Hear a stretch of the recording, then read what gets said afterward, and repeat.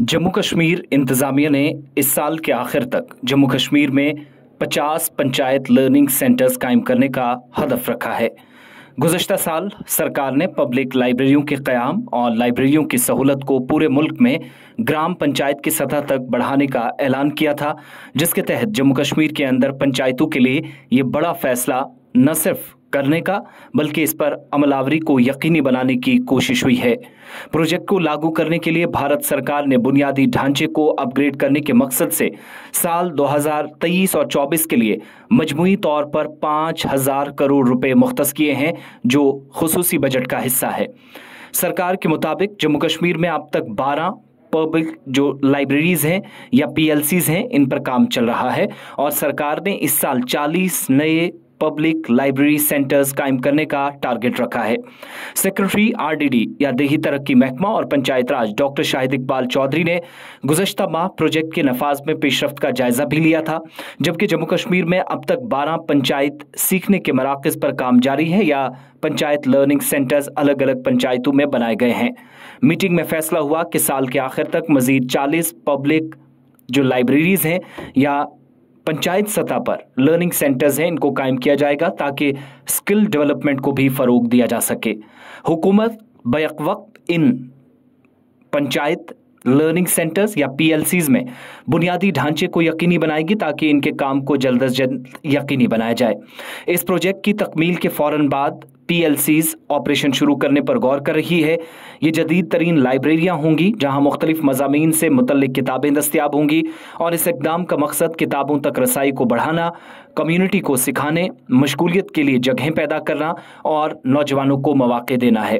जिम्मेदारान ये भी बताते हैं कि इन पंचायत लर्निंग सेंटर्स में digital learning infrastructure, study rooms और इसके अलावा बुक बैंक समेत सहूलियात कायम की जाएंगी ताकि वो मुख्तलिफ हिस्सों के अंदर जम्मू कश्मीर में इन मराकज़ में आसानी से सीख सकें।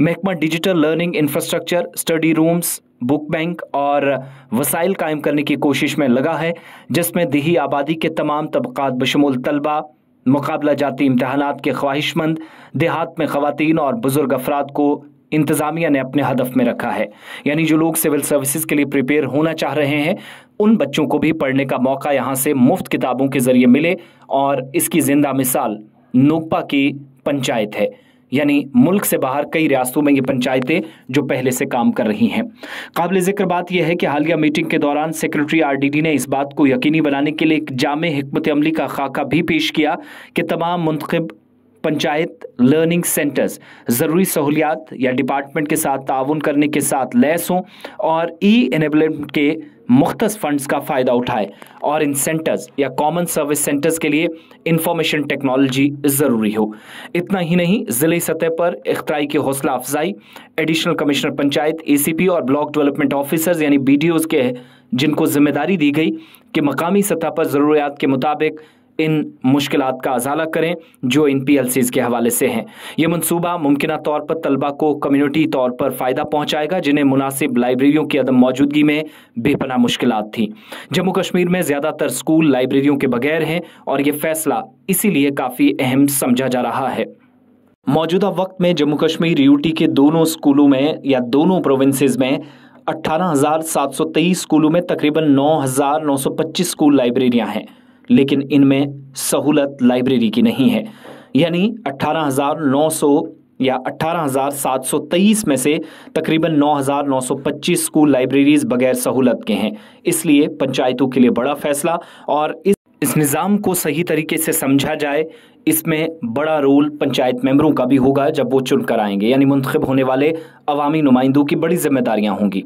18,723 स्कूलों में से तकरीबन 9,925 स्कूल लाइब्रेरियां इस वक्त हैं ही नहीं, जिसका मतलब 50% से ज़्यादा स्कूलों पर इंतज़ामिया की नज़र है और पंचायतों के अंदर, देहात के अंदर या ग्राम पंचायतों के अंदर इस फैसले का ज़्यादा असर इंतज़ामिया दिखाना चाहती है, जिसमें पंचायतों में बड़ी जिम्मेदारी होगी।